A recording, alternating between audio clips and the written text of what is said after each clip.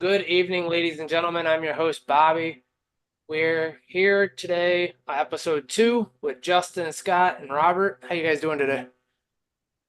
Doing good. Doing great, doing great. I'm glad that I have a solid internet connection here. Absolutely.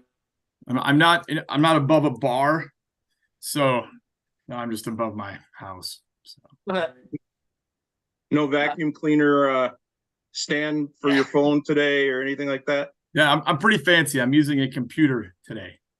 Absolutely. Uh, Awesome. all right, so tonight we have Justin on the show with us talking about Driftless Glen. We also have Alex Club on the show. We're going to bring him in momentarily. Um, how's your guys' week been? Been good. Busy. Scott, how was your week? Oof, it's been hectic, very hectic. Uh, Glad it, as Bobby, you mentioned we're bringing Alex in. I'm super excited about this guy. Like I am too. Bobby, we've kind of a little bit talked with him, outside of the show. Super cool dude, very humble, very family oriented. So, he is the definition of true grassroots racing, and I really can't wait to dig this guy's really cool, guys. Like you got Justin, when you meet him, you're gonna be like, yeah, he's He's all open. grassroots. We're gonna be best friends. I think I saw he's got his kid with him tonight. Yeah. So I was like, you know what? I'm like, we'll get a corgi involved real quick. Aww. All right, you Dog, guys ready to bring Alex in here? dog looks better than Justin. He is pretty. Go back to That's mom. funny. All right, well, I'm gonna bring Alex in here. Let's start the show. Good.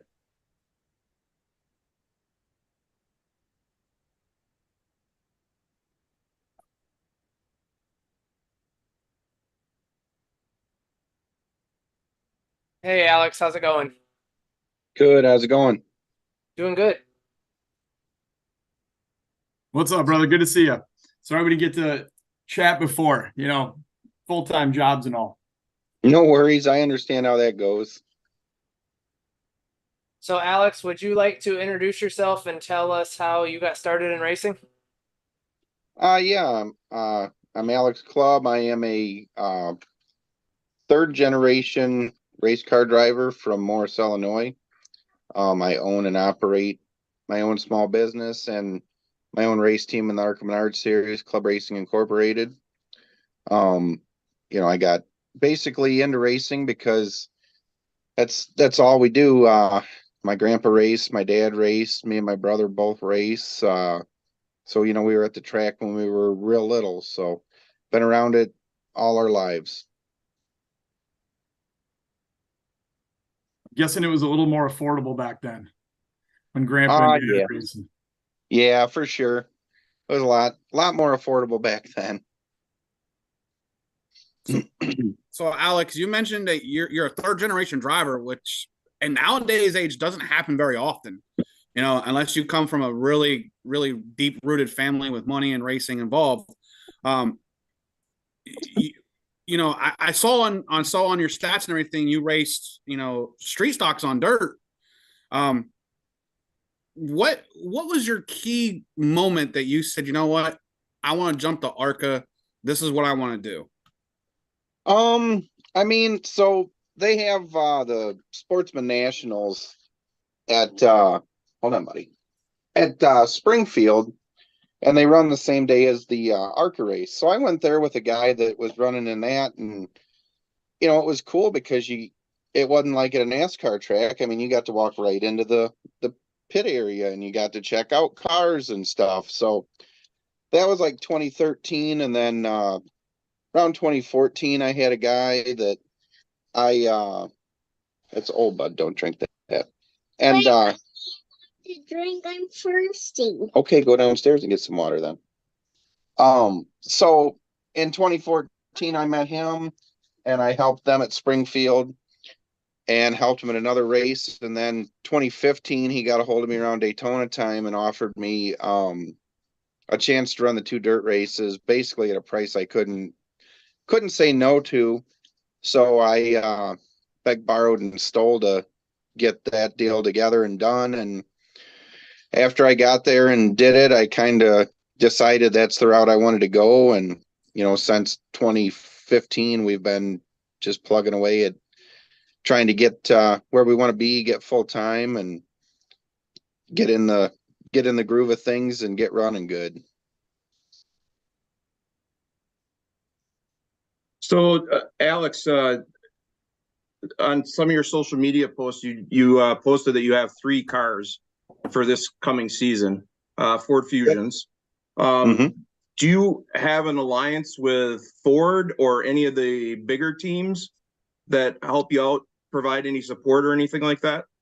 So we don't really have any alliances. We're just kind of Ford people. So um, back when I got my steel body cars, whatever body you had to run that motor. Now they've done away with that. You can run Ford, Chevy, Dodge in any of the body styles. So I have always had Fords, and then when we went to the composite bodies, I found a car for real reasonable. It was a Ford, so everything we've done, we just kind of pick and choose and get stuff. Like the body that's on our super speedway car, we got from Kimmel Racing. Will Kimmel and Bill Kimmel, they're great people. That's who help us a lot with our initial pull down and stuff like that. So when we get a new car, we'll take it to them, get everything pulled down so that we know it's right, because we don't have that kind of equipment. But yeah, so that's where we're at. We've got 3 cars for going into 2024. We've got our car that's currently red. That's our super speedway car. We have the car that we ran last year that's blue and black. That's going to be our short track car. And then we got a car that we haven't finished yet that's never been on track, and that car is going to be our intermediate car. Mom is calling for me. Where do you get the chassis from? My understanding is the cars used in the ARCA series are older Cup cars. So do Yeah, you buy them from a team or? Yeah, so that's where we were at. My first car, when it was a steel body Gen 4 car, we bought it from a guy that was local. He had it. Him and his kid were trying to make races. Of course, back in the day, it was a lot harder to make races because you had everything that was kind of, it was a lot more available with the steel body cars when they switched to the car tomorrow. So, all my cars are all Gen 4 cars. You can run the car tomorrow, which is the Gen 5. I don't have any of those, but you can get them. So we have our car that we ran last year. I got that from Carlos Lira down in Florida. The car that we're finishing for the. Okay, well, you need to go downstairs then, where it's cooler. So the car that we're finishing, it has we got it in Memphis. That was actually from the same guy that we got our first composite body car from. And then the other car that we're building, it was down at Lyra's shop. I believe it's an old Evernham chassis that was never raced. It ended up getting purchased by Roger Carter. We did some wheeling and dealing for him to run a race. So we acquired that and then we put it together. So you can find cars. There's a lot of stuff floating around. It's just a lot of work to put them together. But when you're on a budget, it's easier to just get them and piece them together and stuff like that. So that's usually what we do. I've got a really good friend in Florida, Alan Shepard. He goes by Gadget. He hangs our bodies and stuff for us. So without him, we'd have a hard time making it because he really helps us out and does a good job with that. So, that's the gist of everything. I mean, you can build new chassis. There's some places that do, like Wintron does. Am I what? Are you old? Yeah, I'm old. I'm in my 30s. Whoa. You're talking to the wrong guys, man. I was just gonna say. Oh, man. I'll take 30s. It's not the age, it's the mileage. Yeah, I hear you there. There you Having go. a lawn care business is rough on you. I bet. So are liquor, so's liquor sales. Right? Yeah, that's understandable. Yeah, that's understandable. Justin, you're up. I'm up. You're up. I love it. Yeah. Well, in that case, how about this? No, I mean you're up for the question for a question. Oh, I'm up for a question. Yeah, I did. Are you? Well, I was excited to have you on, and obviously I live in Wisconsin. So, are you for sure running Milwaukee? Oh yeah, yeah. I'm gonna do the full schedule, all 20 races this year. It'll be the first time I'm gonna do that. As a team, we've ran all 20 the last handful of years, but this will be my first year driving. So yeah, we'll definitely be there, and it's actually one of my favorite tracks we go to because that used to be back in the day when they'd have the bush race and the truck race. We would always, because we're from Morris, Illinois, so it's only a handful of hours away from Milwaukee, and it's 4 hours from the Dells. So what we would do is we would do that as our vacation, and then we'd go to the Dells after the races. So it we did that for a bunch of years, so it was a lot of fun. Yeah, that's a good track up there for sure. Our distillery is actually, 30 minutes from there in Baraboo, Wisconsin. Right on. But I'll admit, not as familiar with the ARCA series as I'd probably like to be. One question I've always wondered. So you've been racing your whole life. That step from, let's say, a super late model, like top tier super late model to ARCA, just ballpark. I guess is that cost gap huge, or is it closer than a lot of people might think from the guys running local tracks, super lates, things like that versus ARCA? It's probably about comparable. Just the big expense that's the difference is tires. For a short track, it's $1,700 a set plus tax, and for an intermediate track, it's or a super speedway, it's $2,400 a set plus tax, and then they tack on inner liners and wheels. So, for a big track, it's $980 for the wheels and the liners. When you turn them in, you get that money back, but it it adds up quick. So that's really your main extra cost. Basically we run scuffs. That's what helps us to do stuff. But basically you need about $100,000 budget to run with 2 sets per race on tires. If you do more, like a lot of guys do, you need about 150,000 for a budget for tires to be able to practice on new and be the best you can be off the truck. That's wild. So that's per weekend, right? Well, for the season, but I meant for the set, right? So that's per weekend. Yeah, per weekend. I mean, you're like 3,500 to 4,800 for tires, basically for 2 sets. A lot of teams, like, their tire bill's 12 grand a weekend for a car, and that's more than we spend for a whole weekend to race. So, that's where we're not as competitive because we don't have, sometimes we don't even have half their tire budget to go race on. So makes it tough. So will your crew, let's say you're running Daytona, right? And you guys ever try to roll the dice on tires and hope maybe a few of the top front runners get, caught up in something and your guys run down to their pit stall and try to wheel and deal on tires? Well, the nice thing with Daytona is you don't need a second set of tires unless you run debris over or cut a tire.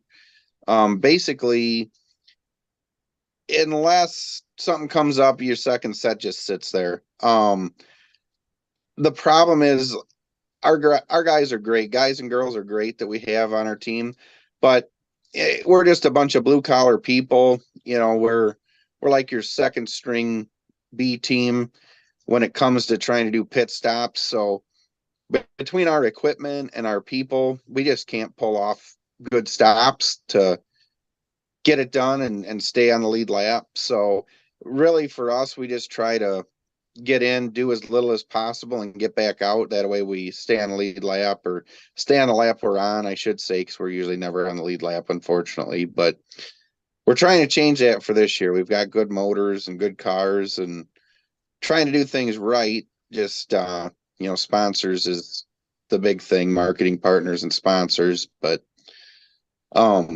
that's kind of where it is. The more money you got, the faster you get to go. So Yeah, and Alex, that's one thing. I'll get your info from Bobby, but that's one thing I'd like to offline have a conversation with you about. Heading towards that Milwaukee race. Obviously, we lost Road America up here for the Xfinity guys, so looking for something to do next summer. right. But we can talk about that at a different time. So, but Yeah, sounds good. Expect my phone call one of these days. Sounds good. Looking forward to it. So, Alex, during your racing career, what has been your best race and what's your worst race and why? I would say I've probably had a lot of best races. Probably best races with the street stock stuff. We used to win a lot with that. So, we had one night with the street stock.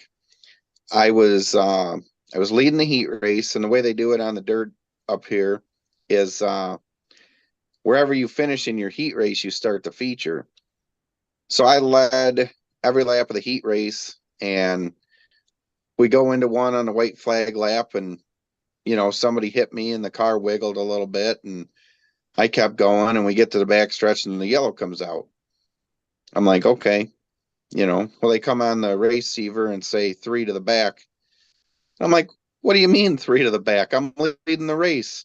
It's dirt. We don't have mirrors. We don't have radios. If you're not up to the guy's door, you don't got the spot. I didn't know that there was anybody hit my tire, made the corner on the bottom, and he hit me and spun out. So we were in a real tight points battle and stuff. We ended up winning the points that year. It was at Fairbury. So I had to restart in the back, and fortunately for me, there was some guys that were some slugs. So I ended up making the feature in that one lap, getting by some guys, and we started 11th in the feature, which, whoever wins the feature usually starts in the top 4 because, let's face it, it's the fastest guys. And 15 lap race, we started 11th, and we had 1 or 2 cautions that kind of helped us, but we ended up winning. I took the lead with 2 to go and won the feature that night. And they were really, really mad that we came from the back and spanked them. That's awesome. Yeah, that's badass. That's a little bit. And then I guess on a professional level, I would have to say probably Pocono, where we were running on a lead lap and doing good, and we flubbed our pit stop up and didn't get fuel, and it was good until then, and then we ran out of fuel. But it would have been our first lead lap finish with me in the car, so it was still a good day though. We led laps. We were on the lead lap when we ran out of fuel, so we were super excited. But it's the small wins and small victories with the ARCA stuff because we're just way under budget. So with the under budget, and you're saying about pit stops, the bigger teams, do they contract with like JGR or whatever to have pit crew members come in and actually do their pit crew, or do they have like, I know I read somewhere that you have a connection with somebody on a race team, pit crew race team that helps you out, and so I was just wondering how that happens in the ARCA series compared to the NASCAR series, the upper series. So a lot of teams, what they'll do, the bigger teams, is they'll rent pit crews, and usually it's anywhere from like 3,000 to 5,000 to rent a pit crew. Of course, we don't have that kind of budget to do that. And what helps us a lot too is we have a lot of break races, so we'll have 5-minute breaks instead of live pit stops. But I have a connection with RFK Racing, their Ford team, and I have a guy that works there. So we had their pit crew guys for a handful of races, but it's not free. You got to pay for it. They're highly discounted for us because we just don't have the money, and their guys wanting to, get the reps in and help out. But it's just some weekends, a bigger team will rent them. So you're counting on them to be there. Then, they get rented, which I can't blame them because it's way more money, you know.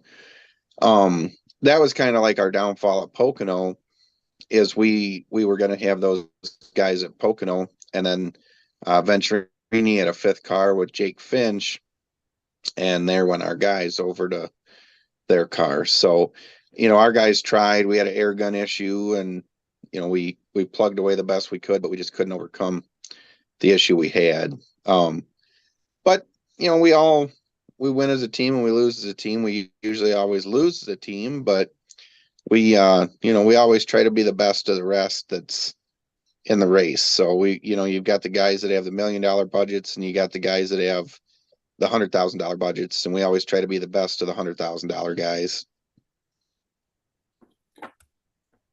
Alex, you mentioned something about, you know, it sounds like your crew guys are basically just a bunch of friends, you know, that come and help you out because, you know, they're your buddy. Yep. How many people do you that come and help it don't expect anything just to help you? And how about, you know, sharing that and, you know, give them a thank you, because I know they're the unsung heroes for us grassroots guys, because they come and they spend their hard-earned money to come and help us without a, you know, I'm coming back to them except a thank you. Yep. Yeah. I mean, all of our guys, some races will have 3 people at them. Sometimes we'll have 10 people. It's just all friends and family and the UNOH college kids. And, you know, they know going into it, they're not getting paid because, you know, we don't have the money for a lot of stuff. You know, I told them if we can't afford tires, we can't afford to pay anybody. But yeah, we got a great group of people. We've got guys and girls from all over the place, and they work their butts off harder than anybody because, you know, we're low buck. We don't have 20 people at the track. So, you know, we always help them out with a meal and a place to stay. And, you know, if we've got the money, we'll give them a little gas money here and there, but they're what really keep us going. And, you know, they're there because they love it. They're not there for the money. You know, they want to see this team succeed and us make it. And, you know, we're hoping one day we could be at a point that we could pay them for their help and, you know, fly them to places so you're not driving all the way across the country and stuff like that. But, you know, they know the deal, and they know we're out there and we're working just as hard, if not harder, and trying to be the best we can be, you know, on a 10th of the budget of the big guys. So we take the little victories, and that's what keeps us going and keeps our guys and girls coming back. And, you know, we just all love it. So that's why we do it.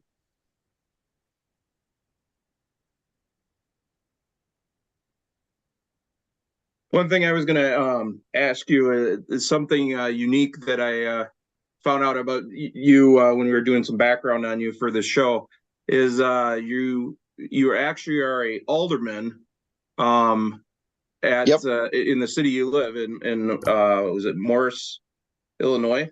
Yep, Morris, Illinois. I was originally elected in 2019, and then I just was reelected this what was it, this April. So got another 4-year term there. I just kind of got into the politics around the time that, you know, the Trump and Clinton deal was going on, and it kind of intrigued me to get into politics. So I did that. And, you know, they say if you want change, you got to be the change sometimes. So that's what we're doing. And then I actually announced in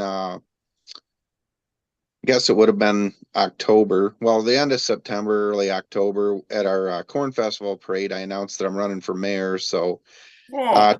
2025, I'm gonna be running for mayor of Morris. So we'll see how that goes. Kind of a David versus Goliath thing with that too, but figure, you know, you got to get a blue collar guy in there if you want to have stuff done where there's not a bunch of wasteful spending. So that's what we're shooting for. We'll see what happens, though. I mean, wouldn't you guys love to know how many guys out there or girls out there have ever been, ever been a mayor and a race car driver at the same time? I can't imagine there's too many of them.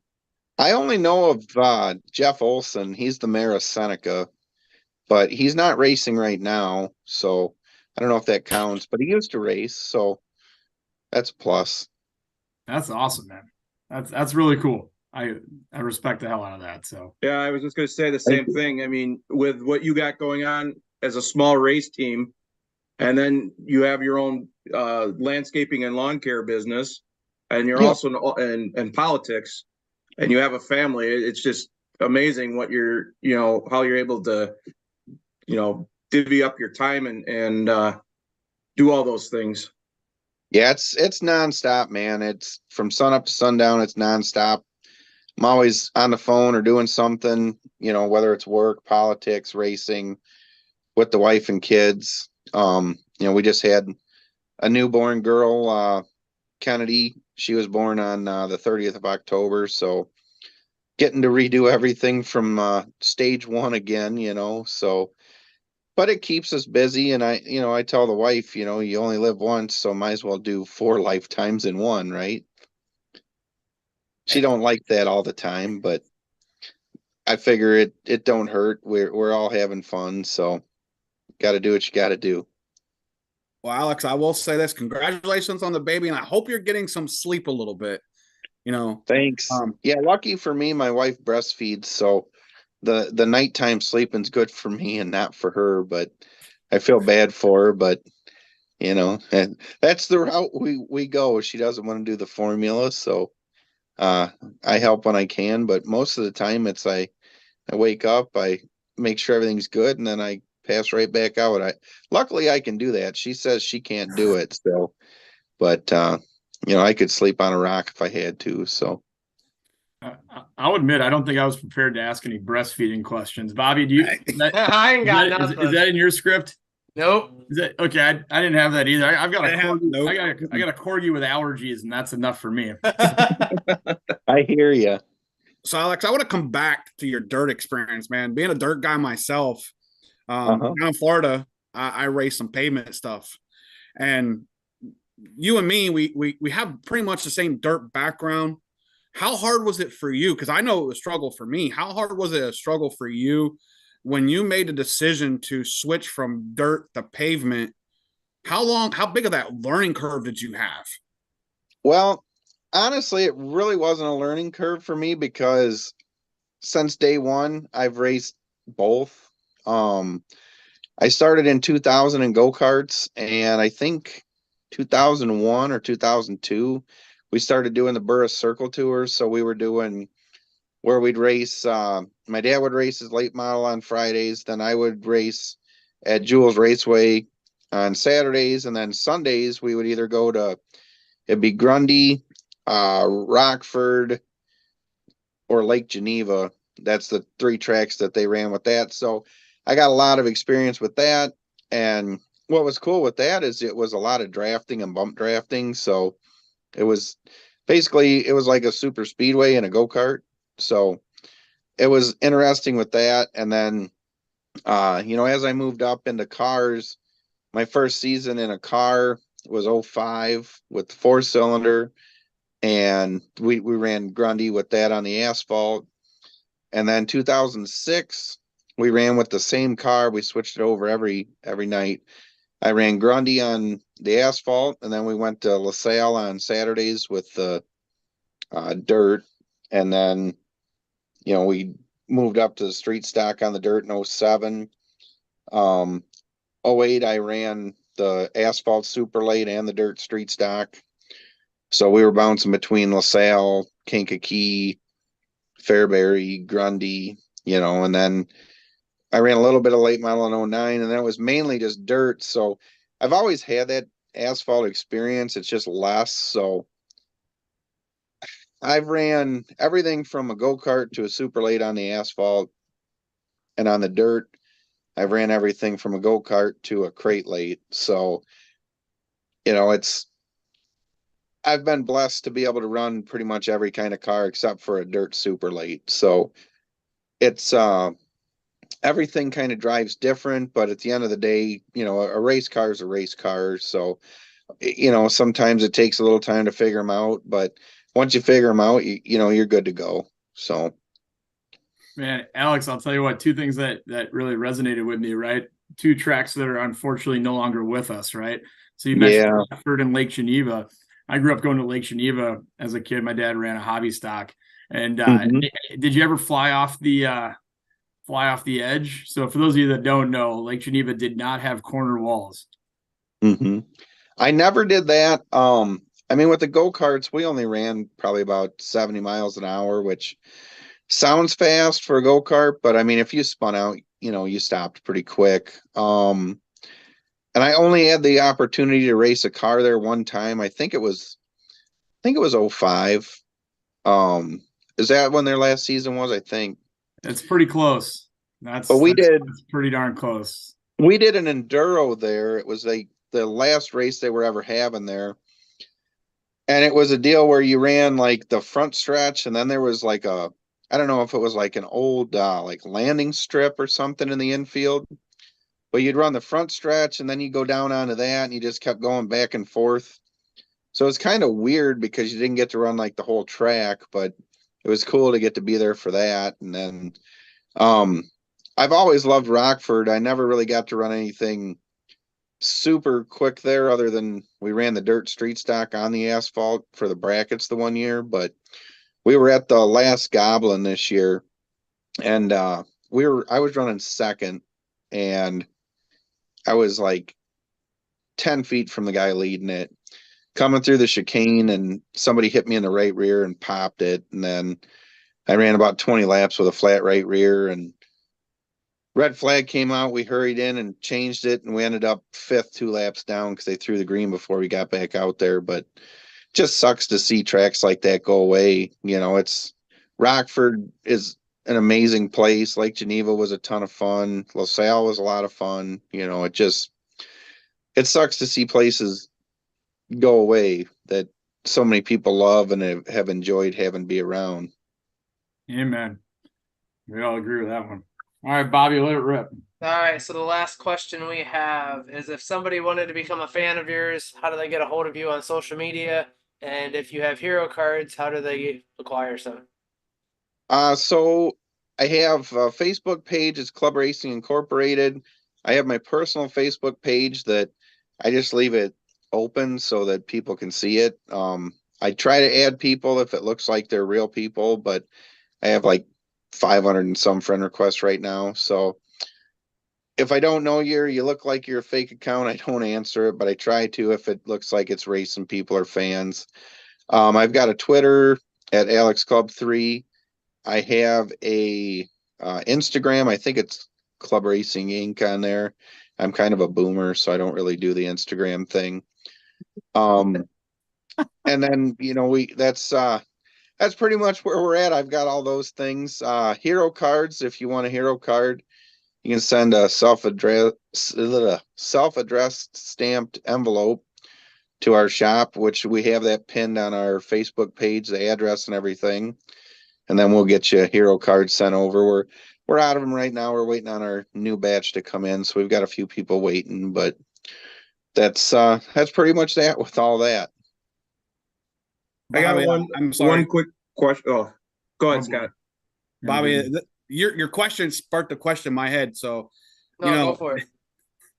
if somebody wanted to reach out for sponsorship, can they use your Facebook and everything to reach out to you?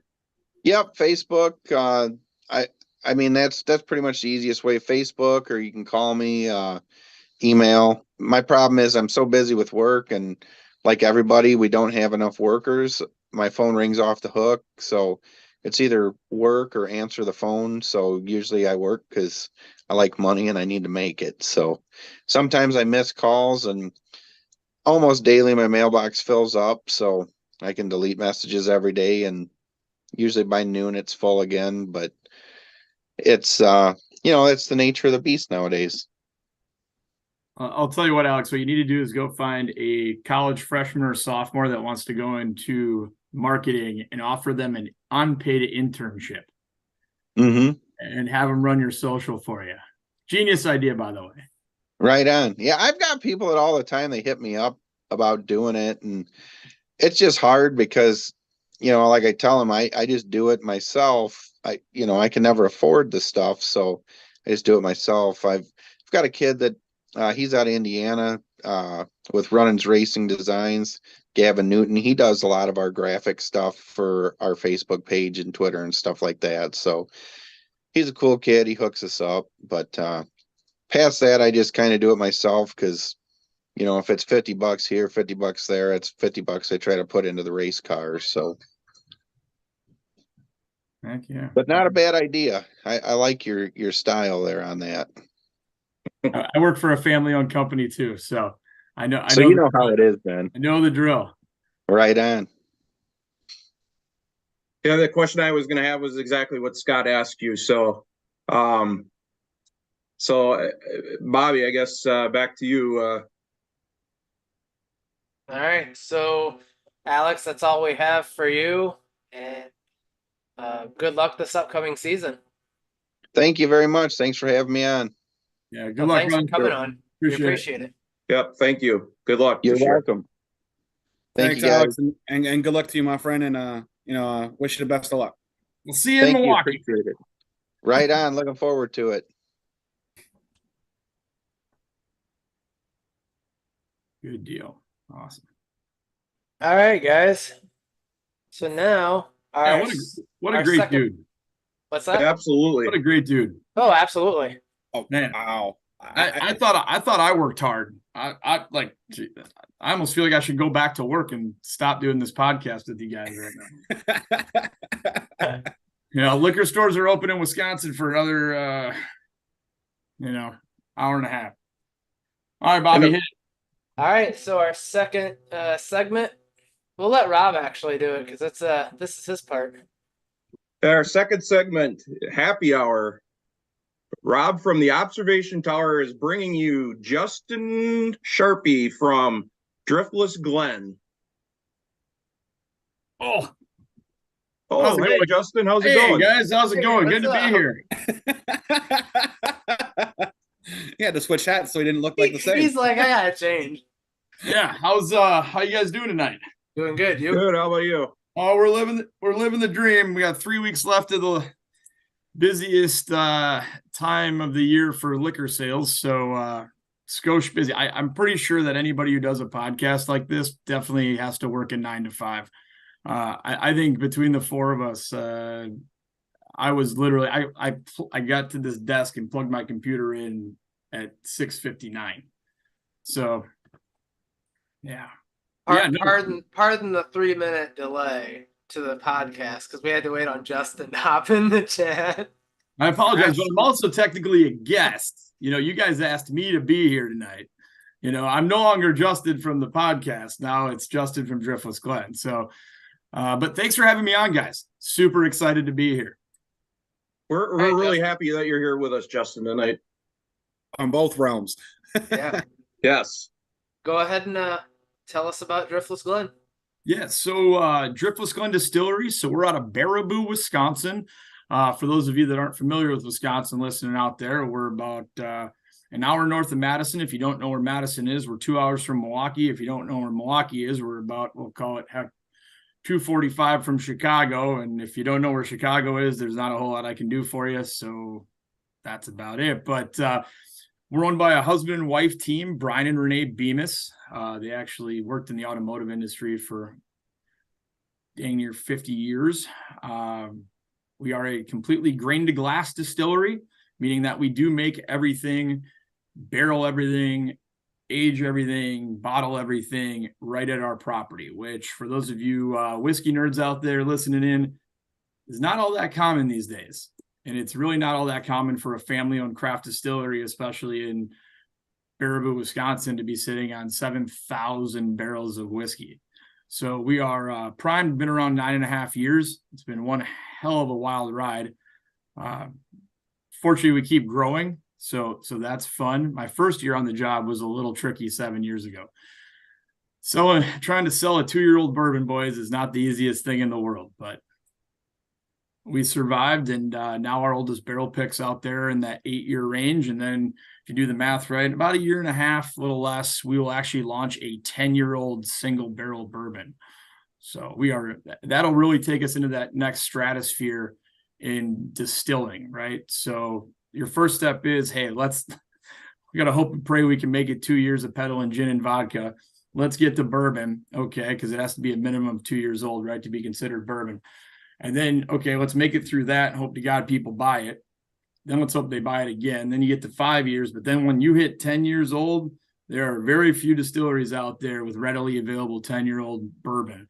And we don't only do bourbon, but that is our specialty. We do rye, we do brandy, we do 4 vodkas, a lemon, a cranberry, a cucumber, and a regular, 4 gins. We have a full restaurant and bar up there in Baraboo as well. If you're planning on visiting us this winter, please check our website for our hours, though. They do vary in the winter months. Yeah, it's been really, really fun. But yeah. So Justin, can see the race pen on the back, the bumper from Jeremy Clements' car. How'd that happen, and how'd you guys get involved? That happened because I had too many cocktails in Martinsville 3 Octobers ago. We started out, Rob from Whitetail Smokeless, amazing guy. I believe you guys have all had the opportunity to meet him. He reached out to Driftless Glen 3 summers ago, inquiring about the Road America race and saying, hey, we're a local brand. We're on the Jeremy Clements 51 car for Road America. And he emailed just Driftless Glen. My marketing girl got that email. She doesn't know anything about racing. Forwarded on to me. I already have tickets for the race. And she goes, do you know anything about this? And I about jumped out of my chair. I'm like, oh my God, give me his info. So we emailed back and forth. I'll admit at the time, I thought I was talking to someone with Jeremy Clements Racing, but I'm pretty sure I was talking to Rob from Whitetail. But nonetheless, we were super excited. Again, family-owned company, right? Little guy going up against the big guys day in and day out. Limited budgets, all of that. So much resonates. But I think I emailed him back and said, dude, here's the deal, man. I have $500 and I'll give you 5 cases of 51 rye whiskey. So we actually make a product called 51 rye, which is a low rye whiskey. And we thought that was kind of a really neat tie-in, along with obviously the number 51. And fortunately for me, he said yes. And that's where, right? I think, right? Rob, wasn't that you that gave me this picture? That was me. Yep. So this was the first summer at Road America on the car. Geez, I mean, it's just hilarious. Just our little Driftless Glen, state of Wisconsin logo, Whitetail Smokeless. And that was just such an amazing time. And the crew couldn't have been nicer. That's where I met Tig and Jarek and Danny and Evan, who I'm still friends with to this day, that when I go to races, I still talk to. And Jeremy, he had never met me. He didn't know who I was with my girlfriend at the time. And Beth and I walk up and before qualifying, and Jeremy was nice enough to chat with us, I think, until his dad or someone said, dude, you got to get in the car. Because I did tell my girlfriend, it was my first time having, either back in the day, they were called hot passes. Now it's just VIP. But before we got there, I said, listen, don't be surprised if he's a pretty busy guy. Kind of like, hey guys, thanks for coming. Appreciate the $500. But he chatted with us like we've known him forever. It felt like 40 minutes till they yelled at him to get in the car. And that made our weekend for sure. And then being able to meet the crew as well. That was another amazing experience. We also met Uncle Raymond, who, if you guys have ever watched NASCAR television broadcasts and happen to notice how this really handsome older NASCAR official with radiant white hair flowing is always in the background of the camera somehow. So that's Uncle Raymond. We met him that first summer as well because Beth did not have a grid pass. So now we keep in touch. Everybody gets a Christmas card and a bottle of Driftless Glen, and it's been really fun. So anyway, sorry, I apologize for rambling on, but I forgot that actually this is my part to ramble on, so that works. Fast forward after Road America that first year, we go down to Martinsville, Virginia. My girlfriend is from 45 minutes away from there. So we stayed at her dad's and went down, and I texted, I want to say I reached out to Rob again, and he got in touch with somebody at Jeremy Clements Racing and said, hey, would you be willing to do the same kind of deal, just a little Driftless Glen logo like that? I don't care what you want to do, but just if we could be on the car in some capacity, that'd be awesome. And Jeremy said no problem, which was another cool thing. And then next thing you know, you're in the driver lot flying around on golf carts with those crazy rascals from Spartan Waste. And I believe, as I remember the story, it's pretty spotty, but I want to say I told Jeremy that if I hit my year-end bonus, the following year I'd do the TV panel at Road America. Well, fortunately for me, I hit my year-end bonus, and there's the TV panel. And then we were on it again this past summer. However, that is the wildest story you've ever did hear. I don't know. Did you guys hear about that story at Road America this year where we had graphics overnighted from Kenosha, and I'm sweet talking the security guards at the top of the gate because they had already closed down the tunnel to say, hey, listen, I have guys coming in with the vinyl wrapping for Jeremy Clements Racing. This has to get up that tunnel now. And we got it done. It was a complete team effort. Every sponsor chipped in. I mean, when he tore up his car in Bobby, was that qualifying or was that practice? That was qualifying, I believe. Okay. So when we saw him tear up his car, they're like, okay, well, that's God. Well, all of a sudden they start rolling the backup out. Well, the backup isn't wrapped. It's wrapped from the Chicago street race. And of course, you have a bunch of sponsors, all from Wisconsin State Collections, Corks and Caps, Archery, all Wisconsin-based family-owned companies. And we're going,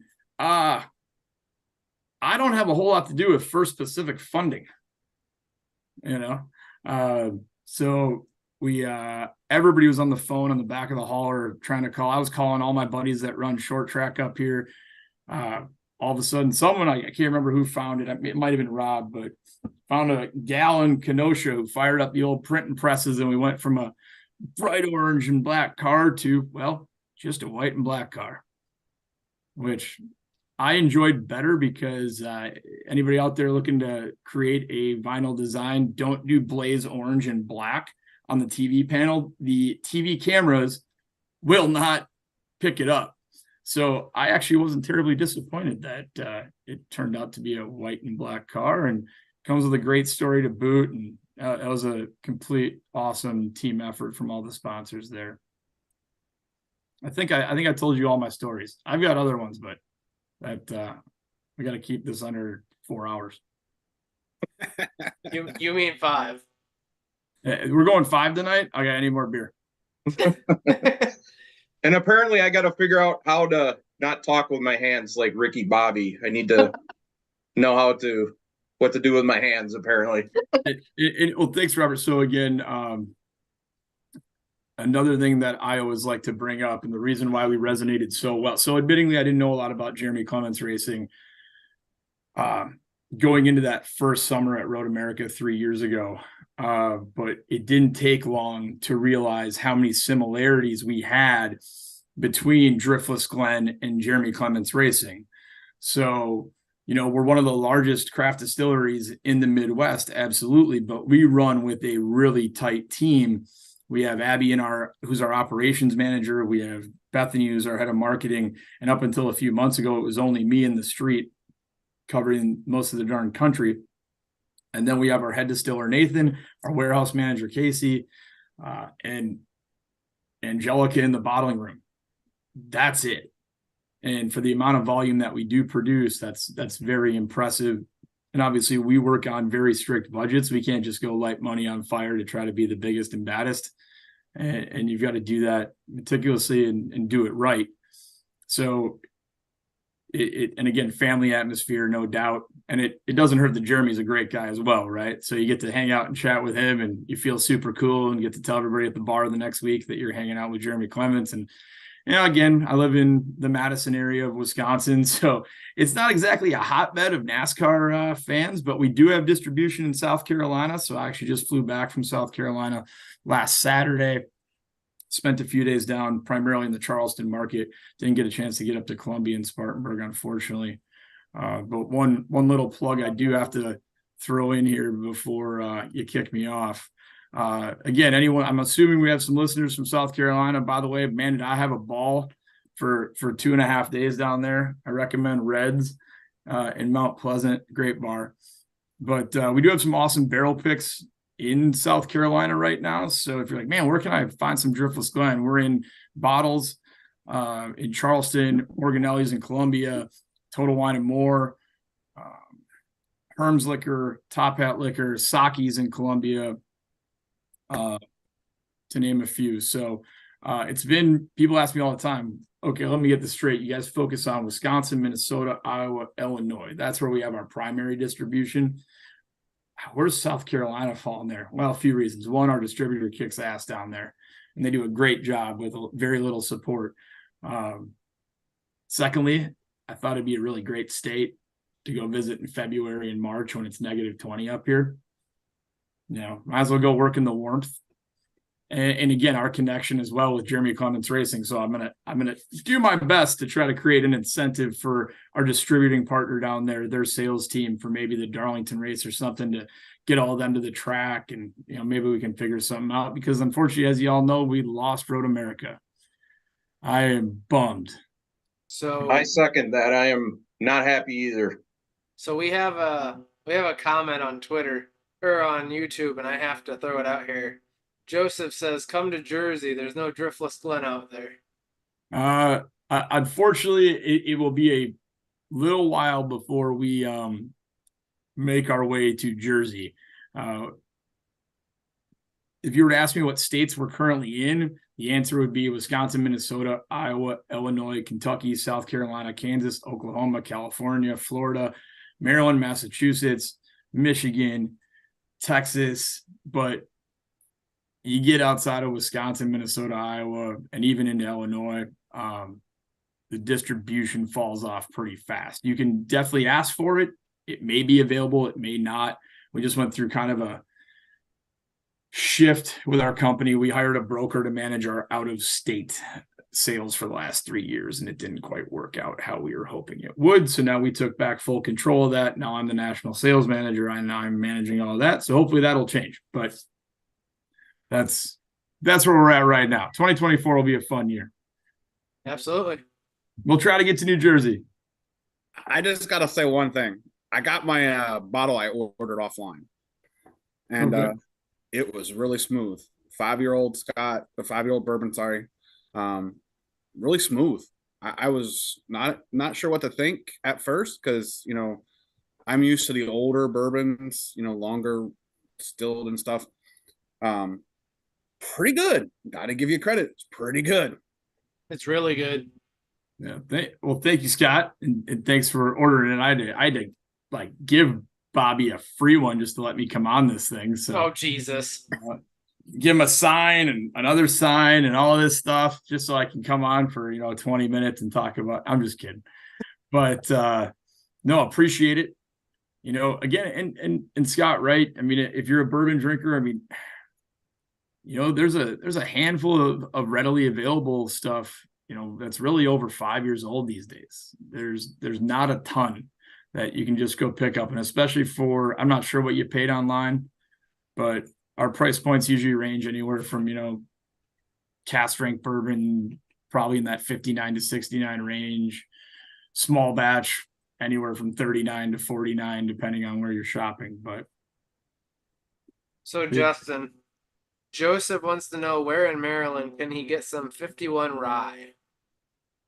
oh, geez, we couldn't have just had someone ask like about South Carolina. We got New Jersey and Maryland, huh? Maybe Total Wine. Again, I apologize. I have not been managing the country for more than 3.5, 4 months, and we aren't actively pursuing any more distribution partnerships, I would say. So like if Maryland wants more, if our distributor out there wants more, we'll send them more, but we're not, just unfortunately it's not worth it, right? In the real world, I'll just put it this way, we'll do thousands and thousands of cases in Wisconsin, we'll do hundreds in the others, right? That's that drop off when you lose that hometown spirit. But I'm gonna build South Carolina, and then maybe Jeremy will hang out with me one of these days. I don't know. He's always busy. I stopped by the shop the last time I was in town. He was already gone. He was in Charlotte working on the simulator, something cool. Yeah. Off season, All right. my man. Off season. Yeah. Heck yeah. 2024 is going to be a big year. Yeah, we're excited for it. I hope we can figure something out. Like I said, he has such amazing partners, or such amazing partners up here in Wisconsin. One of my personal favorite stories as well was when was it 2 summers ago? So when he ran that rear end and he qualified, I want to say 9th or 10th, and the other 9 cars ahead of him were all the big boys, right? It was all the Gibbs, all the Junior Motorsports. And I remember standing next to him outside the hall. I'm like, dude, how badass is it that you are a driver from Spartanburg, South Carolina? You're up here all the way in Elkhart Lake, Wisconsin, and you have a car plastered with all family-owned businesses from the state of Wisconsin. No other driver had that there. And I don't think any other driver really has.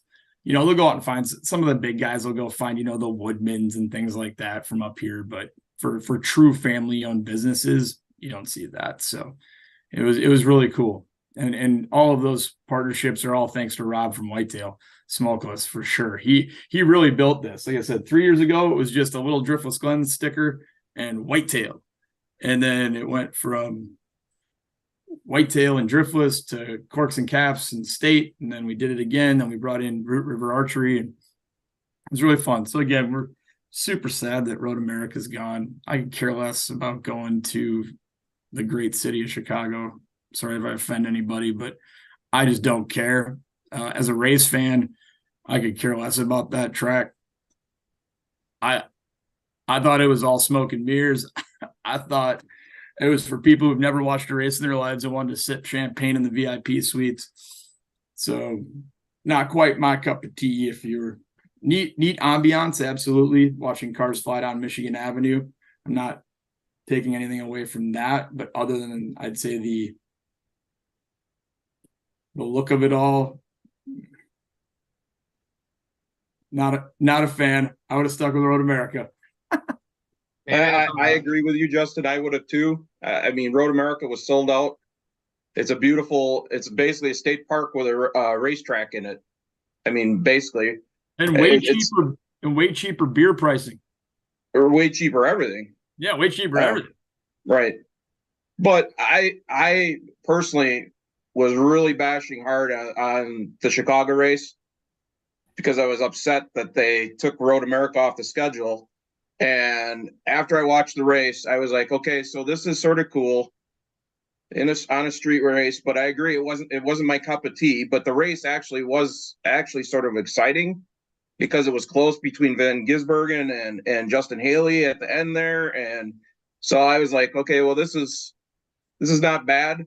I guess it's just like, I agree with you. It's just not my cup of tea. I mean, I love all types of racing. Don't get me wrong, but I guess I would have rather had it at Road America. And I know Rob has mentioned, I think the race that Whitetail's sponsoring this year is Iowa. Oh, cool. That's right. They're running out in Newton. Yeah, in Newton, Iowa. And that race is already apparently sold out. I saw like a week ago, NASCAR announced that the race was sold out already. So, yeah, I mean, good for them. Yeah. Good for them, you know. But yeah, I'm a homer, you know. I don't, you know, it's the old story. I don't care about Iowa. Like, and not only that, guys, I really liked my hour and 45-minute drive home from the track, not 5. I agree. And driving through Iowa on I-80 or whatever, driving through cornfields and cow pastures is not fun. But it's another racetrack, so I mean, don't really want to bash it because it is a track that they're racing at, and they brought NASCAR back to it. So, yeah, and Bobby, I apologize. Yeah, I mean, again, we're kind of obviously we're trailing off of like. So again, thanks for having me on, guys. Go ask for Driftless Glen, and feel free to reach out to our website if you are listening in and have any questions about distribution. I believe we actually have a tab on our website that if it actually shows where most of our distribution is throughout the country. So with that, Bobby, I'm guessing you meant wrap up this piece, right? Now it's been an hour and 4 minutes. Oh, that's it. I only drank 2 beers. You're That's- slacking tonight. That's No it. kidding. That's it. That's it. Can we like let it roll for like 20 more? No. No. I thought we were just getting into some good conversation here. Well, I was just gonna say, do you want to go change into another costume and then come back as another personality? I mean, we could do that. Yeah, I think my girlfriend has some dresses in the closet. That'd be pretty Jesus. wild. Jesus. Time out. Yeah, but no, Bobby. I'll say my thank yous. So again, I guess it's kind of silly, but we'll do it anyway. Formalities. But thank you so much, guys, for having me on tonight. Really appreciate the support and great job with the podcast. I listened in last week. You guys did a great job for your first episode, and I'll obviously be a follower and a listener moving forward. And nothing but success to you three, and we'll see you down the road. We'll see you next week. All right. See you next week, buddy. All right, and okay. Anyway, wow, Justin was a nice guy. Pretty well. Anyway, dang, I was You hoping we were time gonna- warped. I think you're on beer number 10 now. I was hoping, man. Okay, we got the Driftless Glen guy out of here. We got the racers, so now it's just us four. No, we're still live. But anyways, I want to let everybody know next Tuesday, December 19th, we have Jeremy Clements crew chief Mark Setzer on. We also have recently retired crew member Gary Raven on. And should be a really interesting show with those two. Is that why Gary sent me a Venmo request for $150? Well, he's retired, right? He's on a fixed income, so now start paying people. Fee. Those guys get paid? Yeah. I want to give a shout out to our sponsors, Justin, Driftless Glen, thank you. First Pacific Funding, Beach Ridge Barbershop, Whitetail Smokeless, Runner's Roost, and Spartan Waste. And I appreciate everybody's hard work. Yeah. Episode 2 now. Episode It's in the 2. books. Anybody want to try to freewheel for 10 minutes? Hey, Bobby, let's not forget to let our listeners know that we are currently working on getting everything with Spotify where they're going to allow us to put it up. They have us right now timestamped at 30 minutes. We have an IT ticket in to get that cleared up so we can go ahead and upload a whole show. So right now we are working on that, folks. Give us a little bit. Once it's up and running, we can pop it into Spotify for y'all that don't want to use YouTube. Hey, we're gonna let you know, because we want you guys to be able to, if you're driving down the road, you don't want to listen to a YouTube video. You want to just put it on the, whatever recorder you got in the car, XM radio, whatever, Spotify's on there, I don't know. And you guys can listen to the podcast, but we just want to let you know that we're working on that. Rob, Justin, you guys got anything?